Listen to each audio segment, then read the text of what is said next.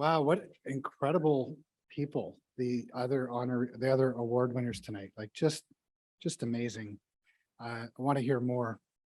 By the way, jazz piano and single track mountain biking were COVID era habits and have now been replaced by driving a payloader and what I call sidewalk relations with community members. So I want to just, first of all, thank you for this recognition. And the way I kind of think about it is as a support from our community for increased innovation and investment in helping to transform our cities and take care of our most vulnerable citizens. And so independent of any recognition of me, I think it's a recognition that we want to see more things that work and that take care of our most vulnerable citizens. So thank you for that. Funny enough, in around 2015, I was actually here at a conference on social justice, and there was a guest speaker. His name was Rick Tobias. He's from St. John, and he was for 30 years the CEO of Yonge Street Mission in Toronto, that pretty much was the one of the largest kind of missions in the country. And so he was the keynote, and someone asked him a question, what advice do you have, for young people who want to make a difference or getting into this kind of line of work? And he kind of paused and he got very emotional. And he said, I'm very proud of the work that we've done for the last 30 years. We've helped a lot of people, but we haven't really changed anything in our city. So my advice is, don't just do all the things that we've been doing. You have to really look at this differently. And that really got me going. And I started to focus on this question. So what is the best approach in the world to achieve lasting transformation and poverty reduction and homelessness in the city? And I was involved in Fredericton. Fredericton, we had a housing strategy in 2015, and we had, I think, about 80 chronically homeless at the time. We were going to build 70 homes through Housing First. And we didn't really get there. We built about 4 homes, and our by names list doubled in the time frame, and we went backwards. So I did a lot of research. I went to a lot of places, visited what I could find were the best of the best, those who really were making a lasting transformation. And here's the thing is, I think, let's talk about policies, that we actually have, the good news is we actually have a lot of the policies and tools and mechanisms in place to really make a difference. And here's the 3-step process that I discovered. One, we need to direct our investments toward permanent, geared to income housing, so subsidized housing. And that is the only foundation to start with for someone to be able to heal.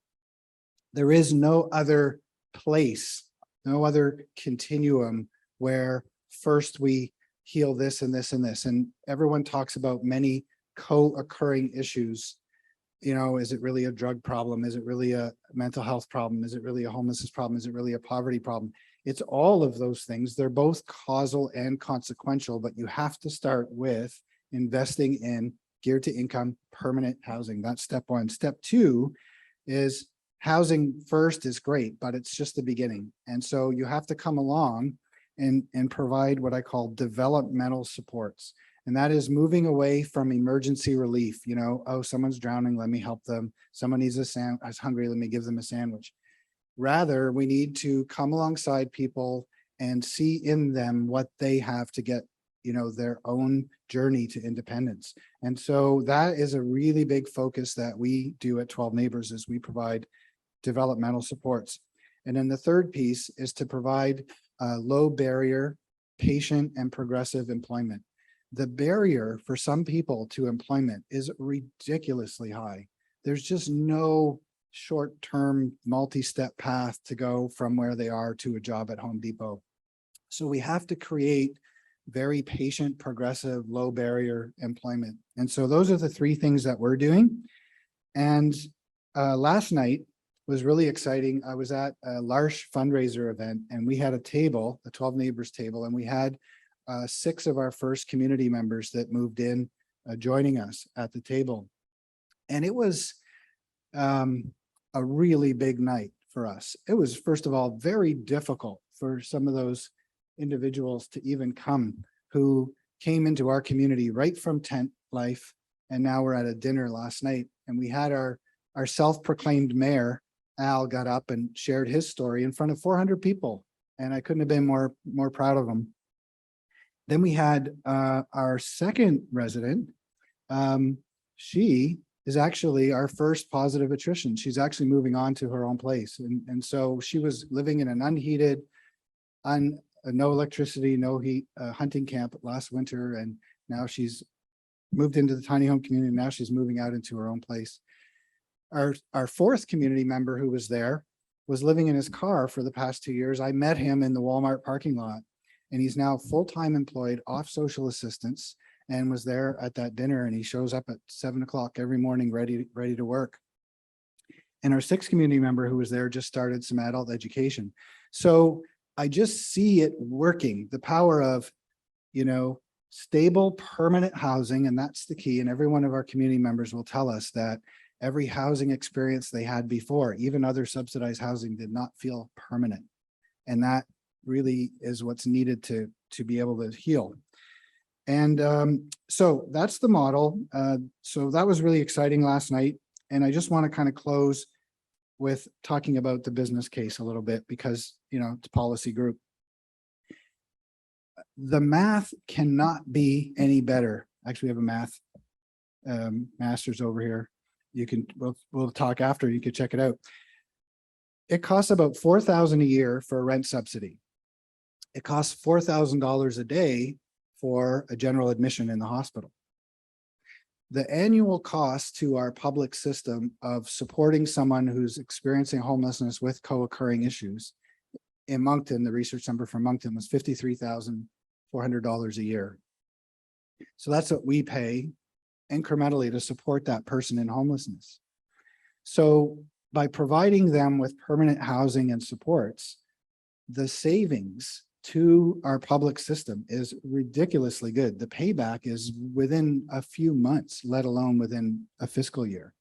With our number of residents alone, the decrease in expenses to our public systems is about $8 million a year, just from the people. And I see it because the people that we had there used to be admitted to the hospital once a month or twice a month, but now they're not because they have a safe place to live. So the business case is incredible. And so I'll leave with this. So then what needs to change? The interesting thing is I feel like we have a lot of really great tools to work with. The programs, the policies, the financing, it's actually all there. The problem is we really struggle to deploy it. We really struggle to make it available. And what I've learned in doing this is that our systems are deeply designed around protecting us, the taxpayers, against somebody taking advantage of us and, you know, maybe getting some money they shouldn't get. And we put all of these inspections and scrutiny and the need to showcase your deficit and show us how poor you are, how broken you are, and then you get the help that you need. And in doing all of those things, the systems and policies that are there to help people do tend to sit on the shelf a little bit more than they should. So if we could just somehow flip the priority a bit and go, could we be willing to actually say that we're willing to take some risk and we're willing to even have, you know, trust our civil servants and run the risk that maybe some money's wasted, but get it deployed quickly. So I don't have any policies that I'd say we just need this and this. We have the ones we need. We're just not getting them rolled out. Thank you.